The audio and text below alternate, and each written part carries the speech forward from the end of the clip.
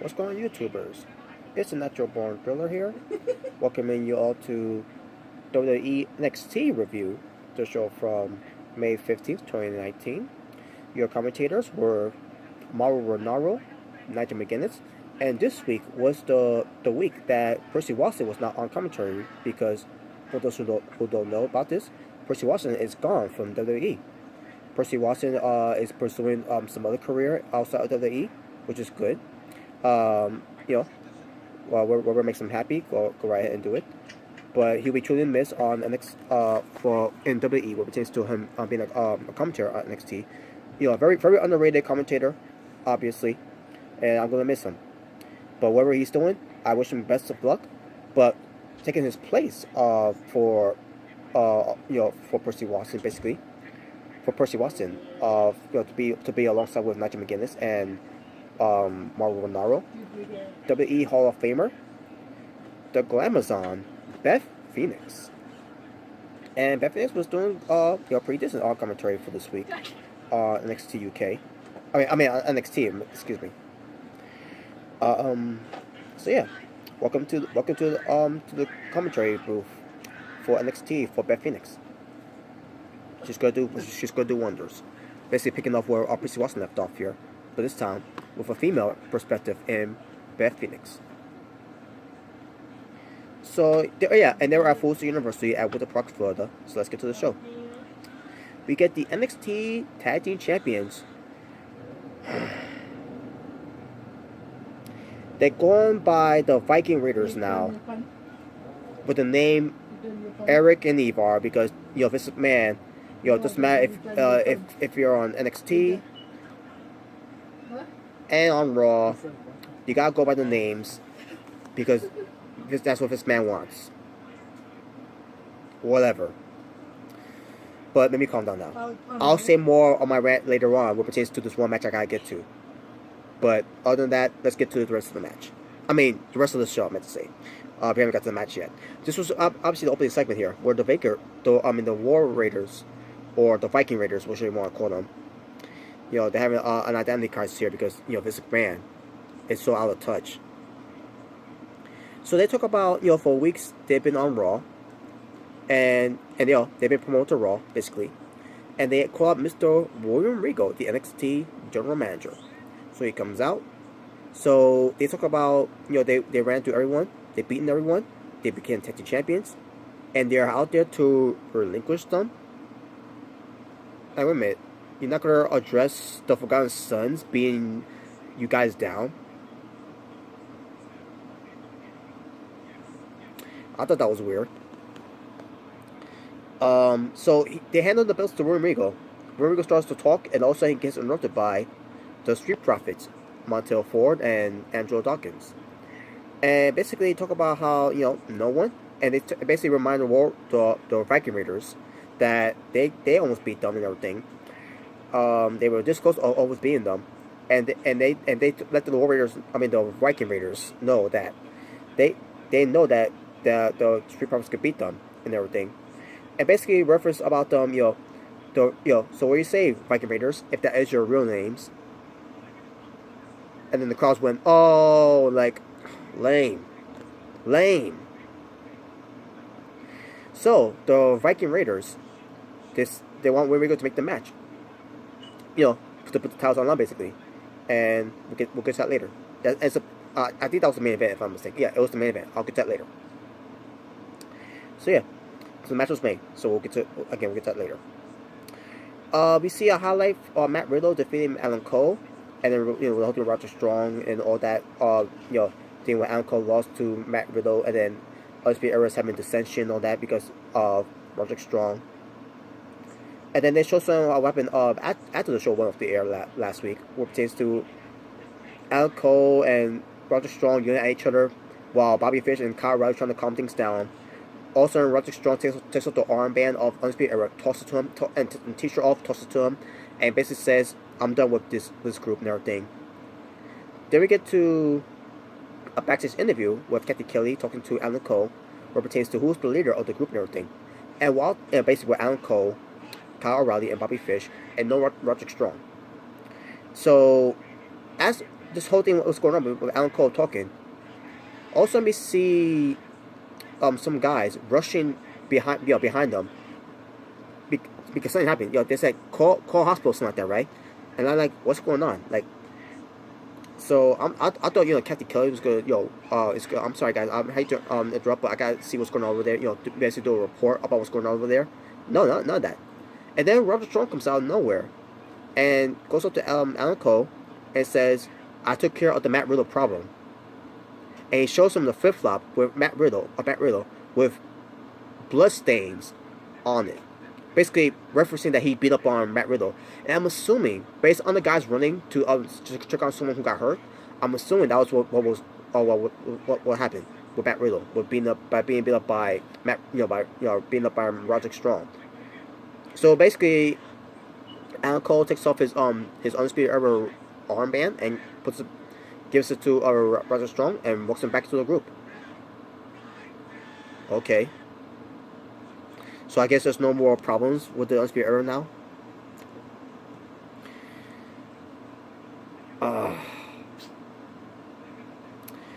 Keith Lee versus Cesar Bononi. Yeah, Cesar Bononi. Match itself, pretty good. I got nothing to say about that. I thought it was a good match. Basically because of Keith Lee. Cesar Bononi, he was decent. That's all I gotta say. Keith Lee does his signature moves, like the couple of punches, a forearm shot to the corner, the pounce, and then finally goes for his finishing move, the Spirit Bomb, which is the elevated sit-out power bomb, or should I say, elevated last ride, basically it's basically the last ride sit-out power bomb, basically, let's say, which I'm gonna say, but he calls it the Spirit Bomb, and the funny thing too about that, you know how Goku from Dragon Ball Z had both his arms up, doing the Spirit Bomb. That's what Keith Lee did, and before he did the Spirit Bomb move, that he basically that gives us it's an elevated power bomb, or again, an elevated sit-out power bomb to say the least. But he calls it a Spirit Bomb, and you know what? I love it. He's calling it the Spirit Bomb. I love it, and yeah, he gets a win because of that. So Keith Lee, they're building up Keith Lee, which they need to, because he hasn't been on NXT for I guess 3 weeks now. I'm assuming it was 3 weeks or 4 weeks. I don't know how long it's been, but I feel like it's been about weeks that he has been on NXT. So yeah, they're gonna have him be built up or something. Hopefully to face Velveteen Dream for the NXT North American Championship, since Dominic Dijakovic can't do it because he got hurt. He got surgery from his knee. I don't remember which knee it was, but he had to get surgery on his knee, which is unfortunate though, because there was building up this feud between Velveteen Dream and Dominic Dijakovic. So I think Keith Lee's gonna be the guy in line. Hopefully he is, and hopefully Keith Lee is the guy to beat the Velveteen Dream. But we'll see.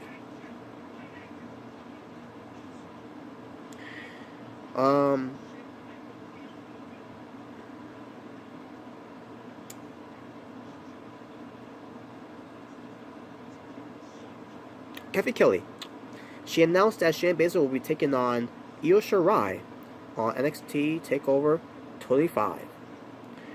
And they reference TakeOver 25, which I thought was weird, but whatever. I guess they'll announce it whenever they do. But they gotta announce it immediately before we get close to NXT TakeOver 25, because it's gonna be the 25th TakeOver show that NXT has ever done. So they need to mention TakeOver 25 at some point. But anyways, Kathy Kelly says that Shayna Baszler will take on Io Shirai for the NXT Women's Championship. Because it was announced on a week ago, as she's standing next to his next to his office, his office. Also, we see the Forgotten Sons trying to go into the office, and Kathy Kelly was like, "Before you guys go in there, could you tell me why you want to go in there and all that?"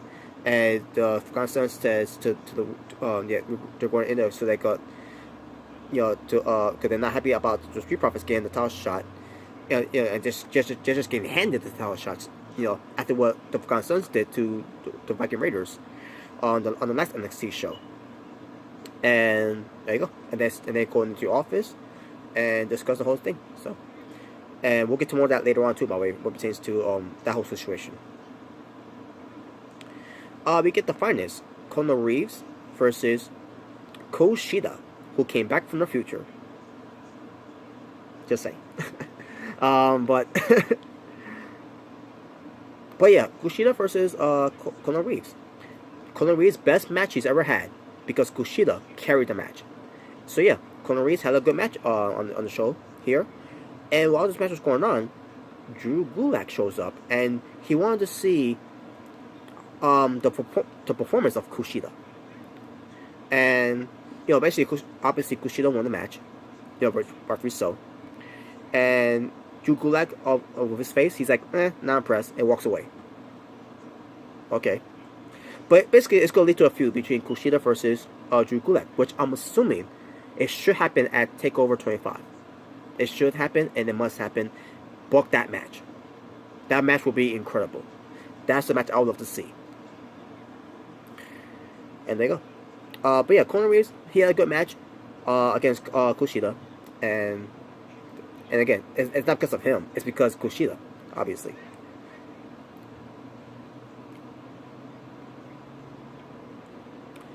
Oh yeah, we go to backstage where we see Bianca Belair bringing Kathy Kelly with her to Ring Regal's office because she wants a title shot. She doesn't understand why Io Shirai's getting a title shot. And then also Mia Yim comes out of the office with Regal, and they all start, and both Mia Yim and Bianca Belair, because they're doing their feud, where they're talking all guilt at each other, like, oh no you didn't, all blah blah and blah blah blah, all that stuff, which I enjoy, by the way. I did enjoy that. You're in my business, oh no you didn't, oh you think you're trying to get in front of me, oh you got nothing coming, girl, and all that. They're talking guilt at each other and all that, which it fits their characters, by the way. Mia Yim and by the way, Mia Yim was wearing a Tupac Shakur t-shirt, by the way. That tells you that she's a fan of old school hip hop rappers. Today's rappers, on the other hand, not so much. Sorry about that, folks. So yeah, Bianca Belair was wondering why Mia Yim went in there, to try to get a title shot, and everything. And then Mia Yim said, no, it's not that. It's that she said, basically Mia Yim's letting her know that she's going to handle her business by, taking care of Bianca Belair after what she did last time when they had a match when Bianca Belair cheated to win. So basically, when Regal requested Mia Yim her request to have another match against Bianca Belair, and there you go. Now I'm assuming it's going to take place at TakeOver 25. It hasn't been announced yet, but I don't know. Maybe it is. Maybe it won't. But who knows? Who knows? It would. Guess what? If they do NXT TakeOver 25 show where they do more than 5 matches or about 6 or 7 matches, cool. Do it. Go all the way. This is a big deal for NXT. Basically what pertains to their TakeOver shows. This is TakeOver 25. So go all the way with it. I don't care if you do a 4-hour show. Put more matches on there, and I'm telling you, you'll put out a great show that's gonna be better than Money in the Bank, which I'll get to more of that when I do that review when I can. Because I need to get some other reviews out of the way too. Like for example, 2 shows of Impact Wrestling. One of them you already know is the weekly episode of Impact Wrestling, which pertains to on Pursuit Channel and on Twitch TV. And the other one, I'll surprise you that when I get to it. And then I'll get to Money in the Bank as well, because I rated the preview of Money in the Bank. So there you go. But yeah, but then Bianca Belair gets into the office, basically telling Kelly, Kathy Kelly to come with her. She goes in the office, but slams the door in the face of Kathy Kelly, and that was it.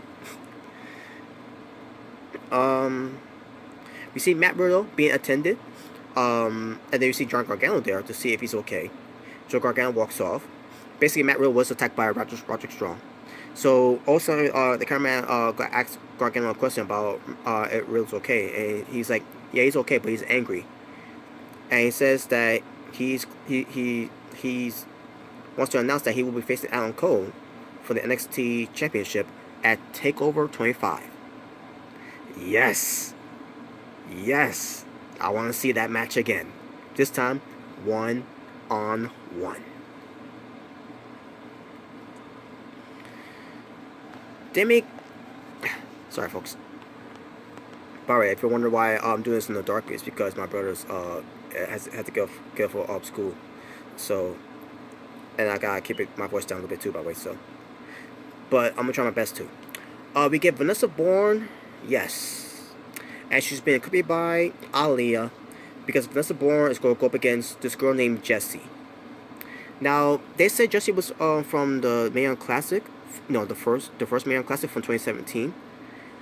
I seriously don't remember her, but this match was a squash for in a showcase for Vanessa Bourne. And this match was sloppy. It was garbage. It sucked. Aaliyah sucked. Vanessa Bourne sucked. Jessie sucked. This match sucked. And Vanessa Bourne wins. Moving on. We get to the Viking Raiders defending the NXT Tag Team Championships against the Street Profits. Match happens. Pretty damn good match. No surprise there. But it ended in no contest because all of a sudden we get the Forgotten Sons coming out. They attack the Viking Raiders. And then the Street Profits got upset with that. They start attacking on the Forgotten Sons. And then Danny Burch or Locust comes out and they start in the fight. And the fight ends with the Viking Raiders standing tall. And there you go. And then the Viking Raiders basically laid the belts down on the mat, and then they took a bow, and the show went off the air because of that. Now I don't know what that means if they're letting go of the titles, and that's the final farewell. I hope not, because I wanted to do one more takeover show for the NXT Tag Team Championships on the line. With them still being the Tag Team Champions, and for them to drop the belts in the 3-4 match. That way they could still protect them of not losing the tag belts. They could. I mean, anyway, they could still lose. They could still lose the tag belts, but they can't lose. That's what I meant to say. The Warriors, Viking Raiders, they can't lose. So, in a way, it's hey, book it. A fair 4-way match for the NXT Tag Team Championships at TakeOver 25. Book it. But that's the problem. It wasn't booked by William Regal, unfortunately. I don't know why, but whatever. Excuse me. But there you go. That was WWE NXT, the show from May 15, 2019. Talking about wrestling for NXT. I believe it was 4 matches. Yep, 4 matches. And my overall strength for the show, I'm going to give it a 7 out of 10. Good show. And that being said, thank you all for watching this WWE NXT review for It's the Natural Born Driller. Saying peace on the streets, and I'll talk to you all next time. Take care.